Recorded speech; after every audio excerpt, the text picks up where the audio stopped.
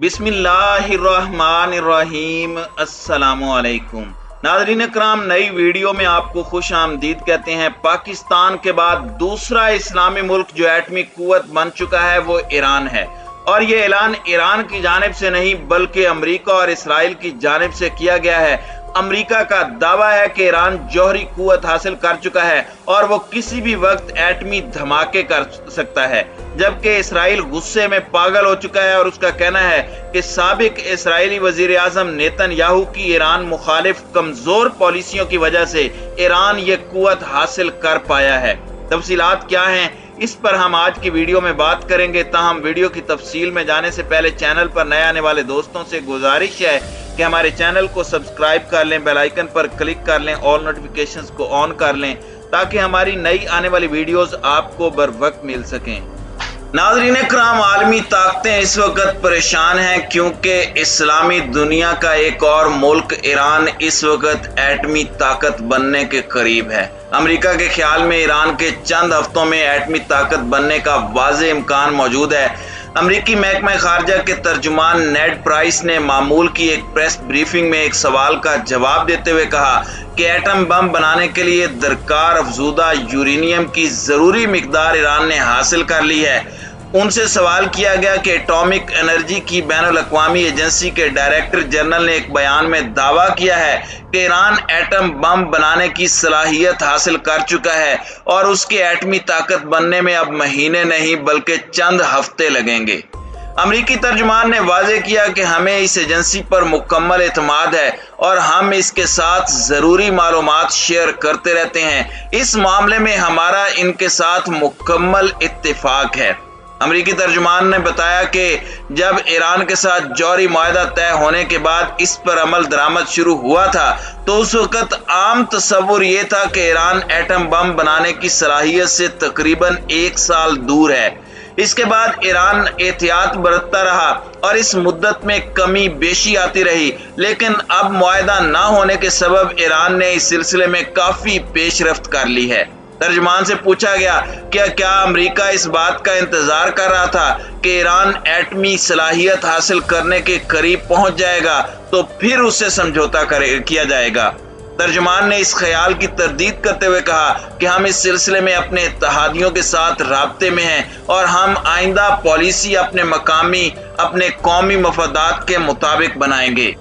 नाज़रीन इकराम, इस्लामी मुल्क ईरान के जौहरी ताकत बनने के बाद इसराइल में भी काफ़ी खलबली मची हुई है। अगर ईरान अपने एटमी धमाके करता है और इसका ऐलान करता है तो वो पाकिस्तान के बाद दूसरा इस्लामी मुल्क होगा जिसे एटमी ताकत के तौर पर मोतरिफ किया जाएगा, इतराफ़ किया जाएगा। इसराइल के साबिक फौजी सरबराह गाडी आयरन कोर्ट ने इतराफ़ किया है कि इसराइल ईरान को जौहरी सलाहियतों के हुसूल से रोकने के लिए मुख्तलिफ कार्रवाइयाँ करता रहा है, लेकिन वो इसमें नाकाम हुआ है। उसका कहना था कि ईरान के खिलाफ इसराइल के तकरीबन सभी ऑपरेशन खुफिया थे। उनका कहना था कि मेरा ख्याल है कि अगर इसराइल ईरान के खिलाफ कार्रवाइयाँ ना करता तो तेहरान 10 साल पहले एटमी ताकत बन चुका होता। उनके इस बयान से साबिक वजीर आजम नेतन्याहू के बयानात को तक़वियत मिलती है। ताहम मौजूदा वजीर आजम नफ्ताली बेनेट का मौक़िफ़ मुख्तलिफ है। मौजूदा इसराइली हुकूमत का कहना है कि नेतन्याहू के दौर में ईरान के जौहरी मामले को नज़रअंदाज किया गया।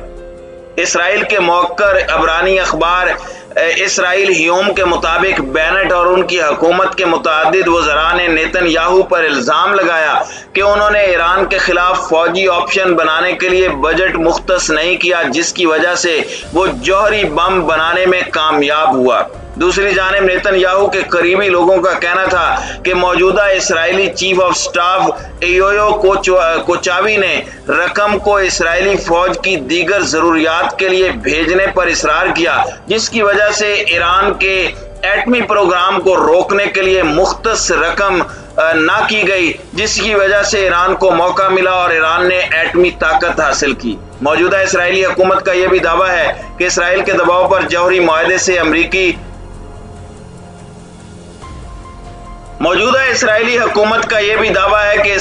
दबाव पर जौहरी मुआहदे से अमरीकी दस्तबरदारी एक स्ट्रेटेजिक गलती थी।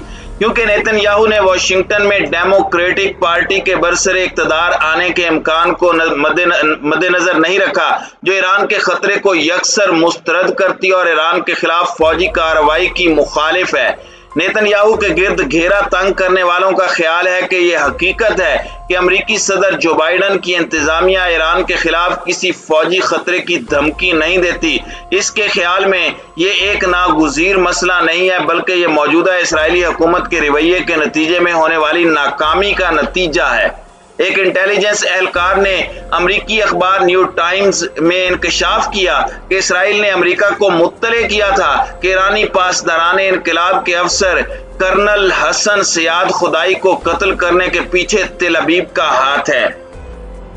ناظرین اکرام، ایران کو جوہری طاقت بننے تک بہت سارے سائنسدانوں کی شہادت کا سامنا کرنا پڑا۔ ایران کے بڑے بڑے سائنسدان اور جرنل اس کی وجہ سے شہید ہوئے۔ ایران میں آئے دن کسی نہ کسی اہم شخصیت کے قتل یا پراسرار حالات میں موت کی خبر کوئی انوکھی بات نہیں ہے۔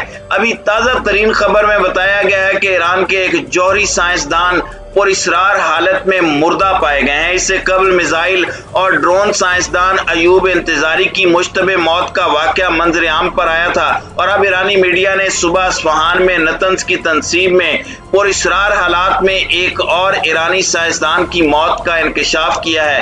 تاہم ایران کے سرکاری ذرائع نے جوہری سائنسدان کی موت کا ذکر نہیں کیا، لیکن ایرانی اور اسرائیلی ویب سائٹس نے کامران ملا پور نامی جوہری سائنسدان کی موت کا انکشاف کیا۔ ملا پور نتنز جوہری تنصیب میں کام کرتے تھے۔ ناظرین اکرام، فارسی میں سوشل میڈیا سائٹس اور ٹیلی گرام چینلز کامران ملا پوری کی موت کی خبر کو رپورٹ کر رہے ہیں، جبکہ ان کی تصاویر بھی شائع کی گئی ہیں۔ اس سے قبل یہ دعویٰ کیا گیا تھا کہ شمال مشرقی اہواز کے شہر ایزج کے ایک شہری کامران ملا پور نے جوہری ادویات میں ڈاکٹریٹ کی ڈگری لی تھی اور نتنز میں پراسرار حالات میں انتقال کر گئے ہیں۔ قابل ذکر بات یہ ہے کہ حالیہ برسوں میں نتنز نیوکلیئر سائٹس پر بشمول 2 دھماکوں کے حادثات کا ایک سلسلہ دیکھا گیا۔ ایران نے ان واقعات کا ذمہ دار اسرائیل کو ٹھہرایا۔ کامران ملا پور، جو کہ جوہری ڈاکٹریٹ کی ڈگری رکھتے ہیں، ایزج کے رہائشی تھے۔ یہ ایک ایسے شخص کا نام ہے جو بعض اسرائیلی میڈیا رپورٹ کے مطابق نتنز ویب سائٹ پر ایٹمی ماہر بتایا گیا۔ کامران ملا پور کی موت کی خبر پر تہران کے حکام نے ابھی تک سرکاری طور پر کوئی رد عمل ظاہر نہیں کیا۔ ناظرین اکرام، ایران کو جوہری طاقت حاصل کرنے کے لیے بہت بڑی قربانیاں دینی پڑی۔ حالیہ برسوں میں ایران کے میزائل اور جوہری پروگرام میں ملوث ایجنٹوں کی مشتبہ موت یا ہلاکت کے متعدد واقعات سامنے آئے ہیں۔ ایران اکثر اسرائیل اور امریکہ کی جانب اس بابت الزام کی انگلی اٹھاتا ہے۔